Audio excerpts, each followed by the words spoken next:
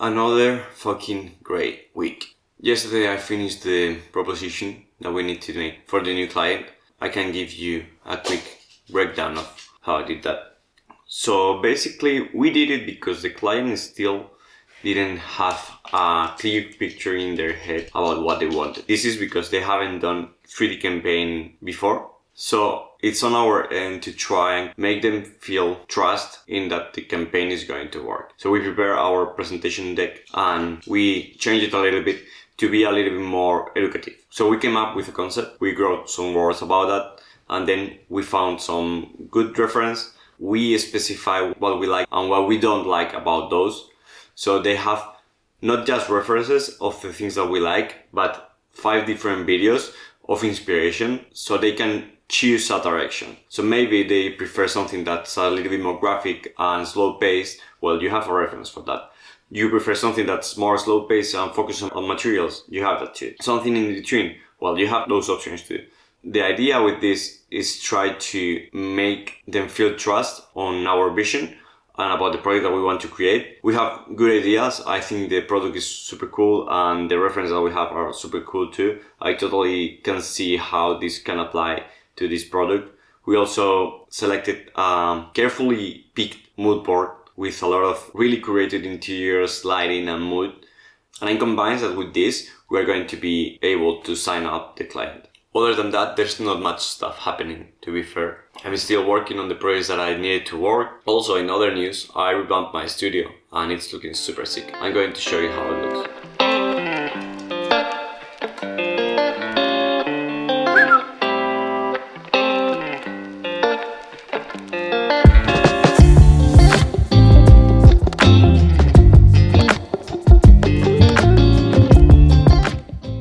So this is the new layout. Now I can finally, you can finally see all that part of the studio that before was a fucking mess. I've managed to fit everything within this room. I had some issues though. I'm stupid.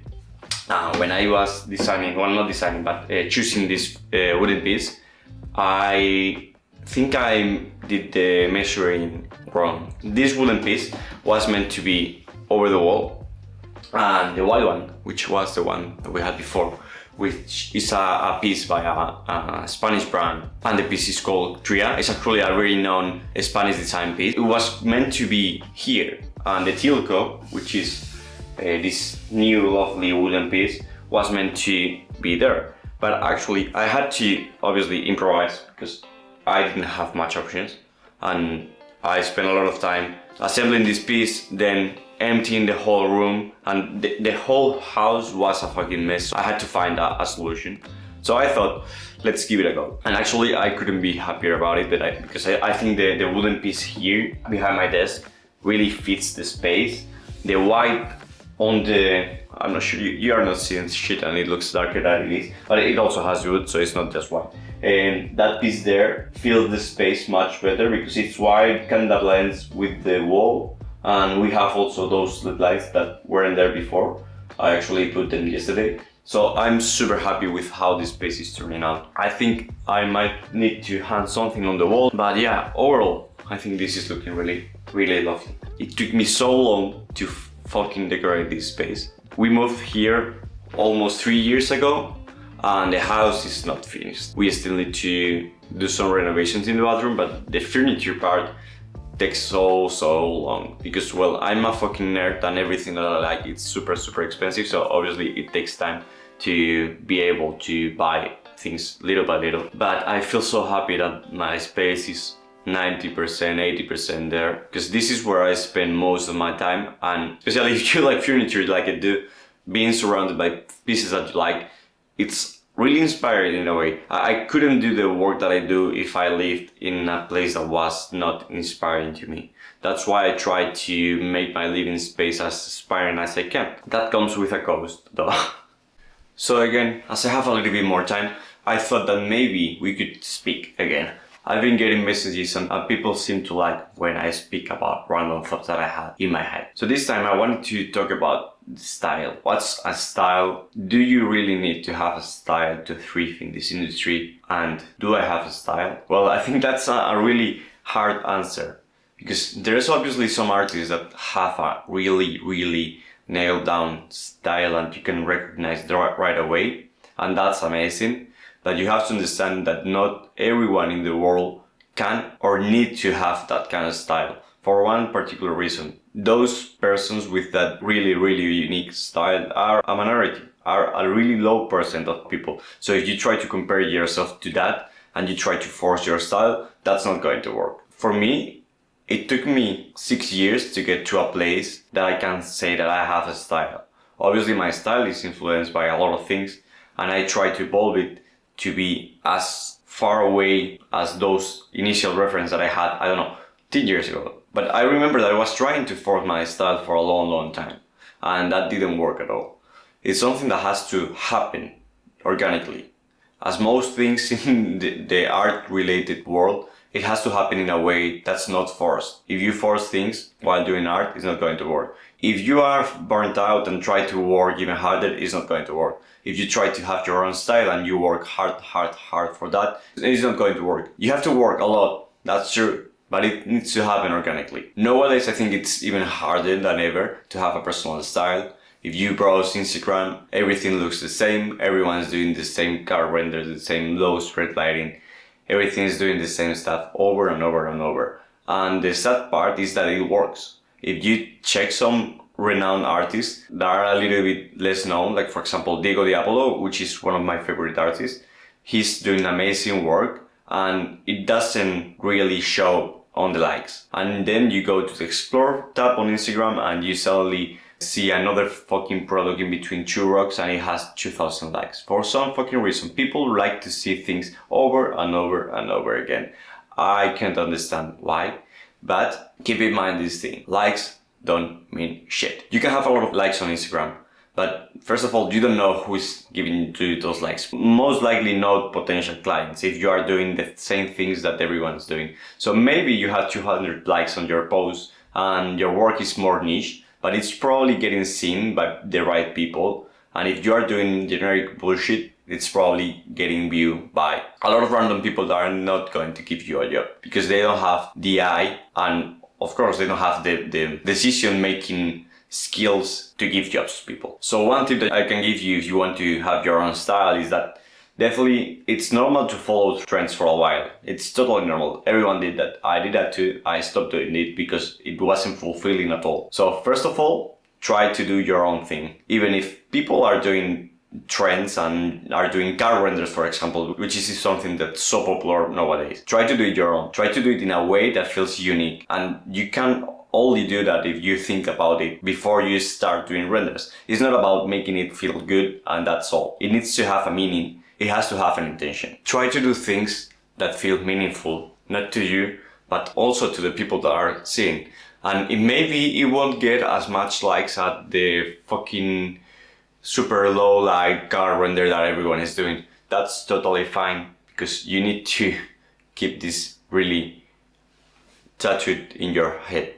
Likes don't mean shit. Don't try to do things for likes. Do it because you feel proud about your work. Also, and most importantly, you don't need to do what everyone is doing. It seems obvious, but maybe it's not so obvious to everyone. If you don't like cars, don't fucking do cars. Do something that feels meaningful to you. Try to add the things you enjoy to your work. For example, I love furniture and I started to do more furniture related things because that's what I wanted to focus. And on that, I was able to experiment and create some new concepts that gave me the opportunity to develop my own style. If you keep doing what everyone's doing and don't add anything on top of it, you are going to be just another one doing the same fucking shit. And yes, I know that this feels really easy to say, but it's really hard to land on an original concept. But that's why you can continue doing what everyone's doing. If you just do what everyone's doing, there's no chance that you're going to evolve your fucking style. There's no chance that you're going to come up with new ideas. Try to view things in a different way. If everyone's doing A, you need to do B. In today's world, there's also this issue with social media in which everyone needs to feel part of the trends and they feel like they are missing out if they don't participate in them. It's cool to practice your skills. I don't have anything against recreating things that you like or just practicing some kind of visual style, But when everyone is doing the same exact shit and not adding anything on top of that, it gets boring as fuck. If you want to get hired as an art director and you're doing the exact same shit that everyone else is doing, that's not going to happen. Maybe if you are the one who's getting that concept in a different perspective, maybe you're going to get hired as an art director because you're showing skills, different skills than everyone else. It might sound cliche, but the only way that you can find your own style is to work. Sadly, for everyone, there's not shortcuts while creating art, design, or whatever. There's people that are a little bit more gifted than others, that are quick to find their style. But again, this is a minority, and honestly, most of us are in that minority. We need to work hard to get results. Don't compare yourself to the 1% that is more gifted to begin with, but also are working hard. I don't think there's anyone who is making cool art, cool design, cool work, which is not working hard. Because I know a lot of examples of people that are really talented to begin with, really creative minds. People might think like, holy shit, these people are so talented, they were born with it. Well, that's also true, but the truth is, they also work their asses off. So yeah, I think I'm going to say it again. Stop making excuses and get to fucking work.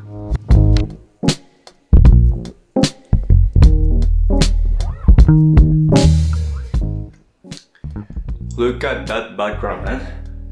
The studio is honestly looking so much better right now. I feel so inspired to be sitting here, and actually when I plug in the camera and I see my surroundings, it feels so fucking great.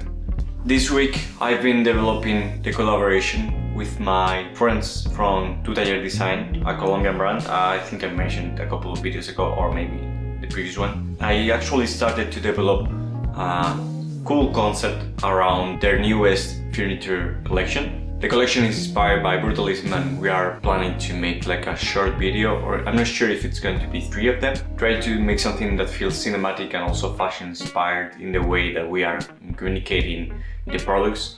Also on the style of it, the editing. I think it can be definitely a really nice piece for the portfolio of the studio. Other than that, of course, waiting to hear from the proposal that we sent.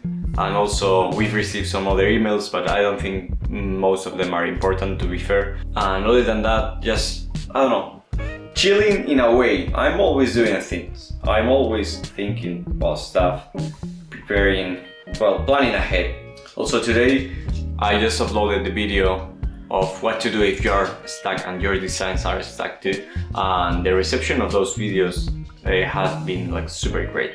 I've received a lot of messages from people that were stuck and telling me that the video inspired them to keep moving forward or try different things. And honestly, I wasn't really expecting that feedback, but I loved it. Now I understand why bigger YouTubers that are actually helping people in a way usually say this stuff.